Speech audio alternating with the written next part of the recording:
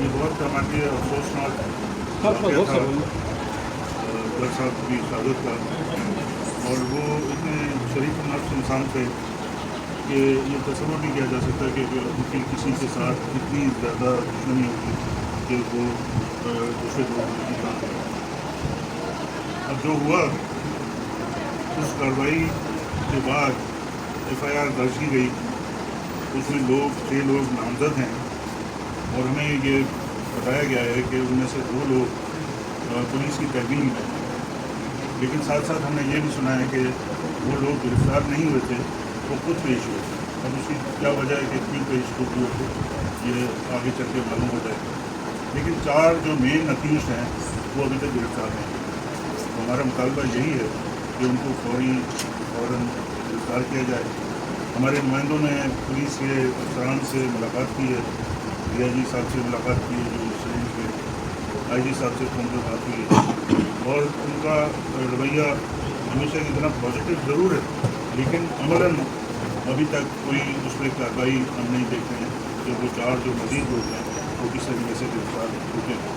تو ہمارا مطالبہ یہی ہے کہ ہم نے صبر کا دامن اختیار کیا ہوا ہے، اور ہم پولیس کو یہ موقع دیتے ہیں کہ وہ اپنے آپ کو منوائیں کہ ان میں اتنی اہلیت ہے کہ علاقے میں اگر کوئی قتل ہوتا ہے تو اس کے جو بھی قاتل ہیں وہ قانون کے دائرے سے باہر بھی جا سکتے ہیں اور فوراً ان کو گرفتار کیا جائے۔ ہم 2-4 دن اسی جذبے کے ساتھ انتظار کریں گے، اور اگر پھر یہ بات کوئی آگے نہ بڑھی اور وہ گرفتار نہ ہوئے تو ہمارا ایک بہت قیمتی اثاثہ ہم سے جدا ہو گیا ہے۔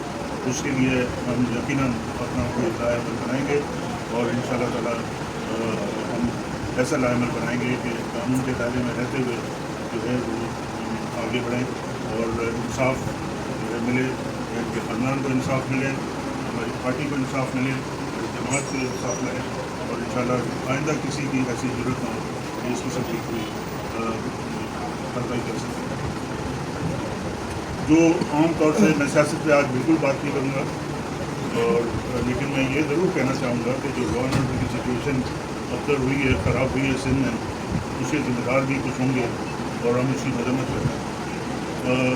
900 سے زیادہ موبائل سنیچنگ پر، بینک کی سنیچنگ پر صرف کراچی شہر میں 1 مہینے میں ہم بات کریں 900 سے زیادہ مرتبہ۔ تو کوئی بھی اگر کوئی قانون دان یا قانون کا جو ذمہ دار جو کہ قانون نافذ کرنے کے لیے ذمہ دار ہے، اس کے لیے بڑی شرمناک بات ہے۔ اسی طریقے سے اندرون سندھ میں بھی جو حالات ہیں آپ کے سامنے، کوئی محفوظ نہیں رہا سندھ دھرتی میں۔ جو سندھ دھرتی پناہ دیتی تھی سب کو، آج خود ان کے شہری جو ہیں وہ محفوظ ہیں۔ تو یہ ایک بڑی افسوسناک بات ہے، اس کی ہم بہت زور طریقے سے مدد کریں۔ تو میں اپنی بات کو یہیں ختم کروں گا کہ ہم انتظار میں ہیں کہ ہمیں انصاف دیا جائے، اور جو قاتل ہیں، جو نامزد قاتل ہیں، ان کو گرفتار کیا جائے۔ کب تک انصاف آئے گا یہ؟ اور پولیس والوں سے ایس پی صاحب سے، ڈی اے صاحب سے، آئی جی صاحب سے، تو ہمیں امید ہے کہ وہ اپنا جو کہہ رہے ہیں اس پہ عمل بھی کریں۔ سر اس سے پہلے بھی کئی رہنما ہو گئی ہے، آپ اس کے بارے میں کیا کہتے ہیں؟